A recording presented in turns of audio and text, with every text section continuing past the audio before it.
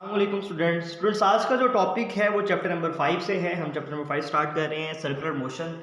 इससे पहले हमने चैप्टर नंबर 3 में पढ़ा था कि जब कोई बॉडी स्ट्रेट लाइन में मूव करती है तो उसकी मोशन को हम लीनियर मोशन कहते थे। अब हम एंगुलर मोशन या सर्कुलर मोशन की बात करने जा रहे हैं। तो उसका इस सीक्वेंस का सबसे पहला जो शॉर्ट क्वेश्चन बनता है वो एंगुलर डिस्प्लेसमेंट है। तो स्टूडेंट्स, जब हमारे माइंड में डिस्प्लेसमेंट का वर्ड आता है तो इसका मतलब है कि बॉडी ने मोशन परफॉर्म की है।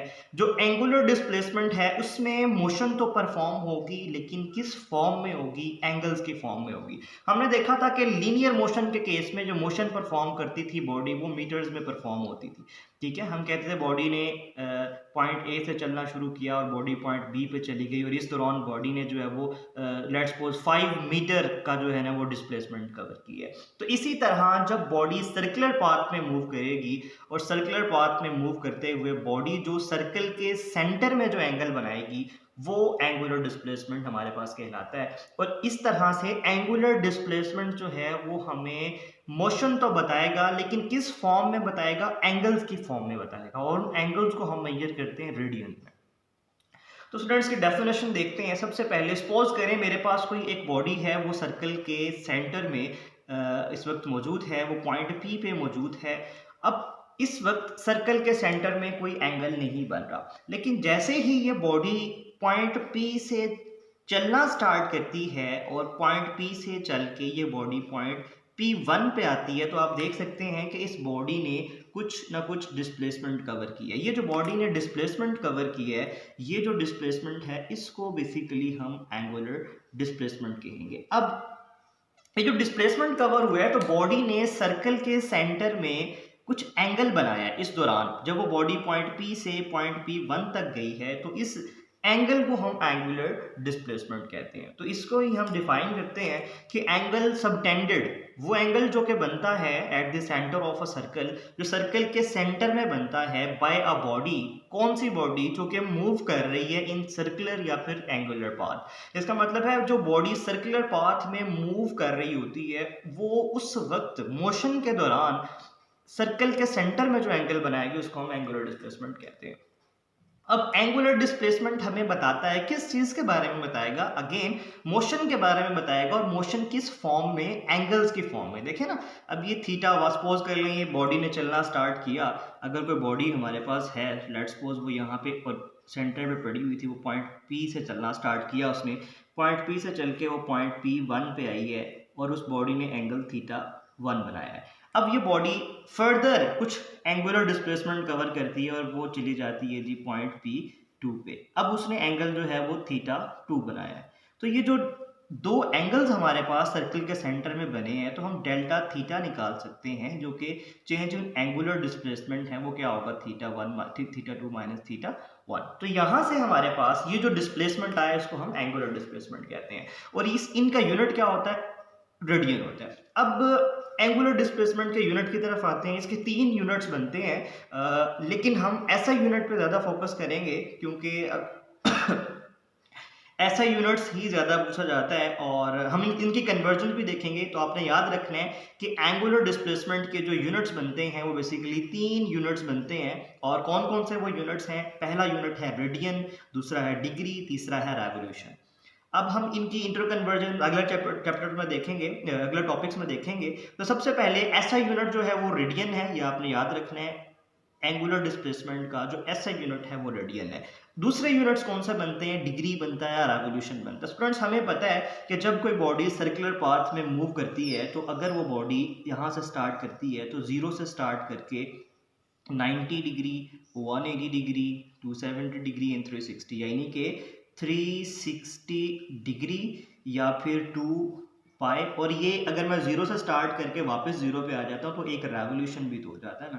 तो इस तरह से स्टूडेंट्स हम इनके 3 यूनिट्स जो हैं वो डिफाइन करते हैं, डिग्री या फिर रेवोल्यूशन या फिर रेडियन। ये तीनों ही इसके यूनिट्स हैं। अब स्टूडेंट, जो रेडियन है वो एक प्योर नंबर है। इसका क्या मतलब है? इसका हम देखेंगे कि इसका कोई डायमेंशन नहीं बनता। क्यों नहीं बनता? इसका जो फॉर्मूला बनता है वो बेसिकली बनता है theta is equal to S by R. S भी डिस्टेंस है और आर भी डिस्टेंस है, तो जब दो सेम क्वांटिटीज के दरमियान रेशो आएगी तो उनका तो जो जो जब रेशो हम निकालेंगे तो वो तो 1 के इक्वल आ जाएगी, और 1 जो है वो एक प्योर नंबर है, तो इसका डायमेंशन नहीं होगा।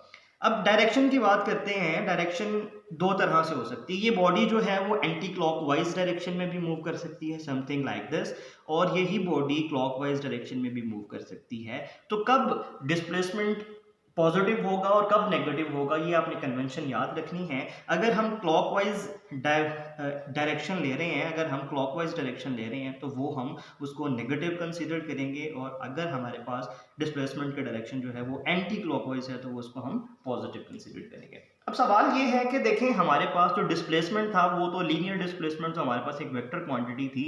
क्या एंगुलर डिस्प्लेसमेंट भी हमारे पास एक एंगुलर क्वांटिटी है? तो स्टूडेंट्स याद रखिएगा, ये जो एंगुलर डिस्प्लेसमेंट है ये एक वेक्टर क्वांटिटी तो है, लेकिन फॉर वेरी स्मॉल एंगल, बहुत छोटे एंगल के लिए हम इसको वेक्टर कंसीडर करेंगे, क्योंकि आपको पता है कि सर्कुलर मोशन में मूव करते हुए बॉडी की जो वेलोसिटी है या स्पीड है वो हर वेलोसिटी चेंज होने से डायरेक्शन चेंज हो जाती है।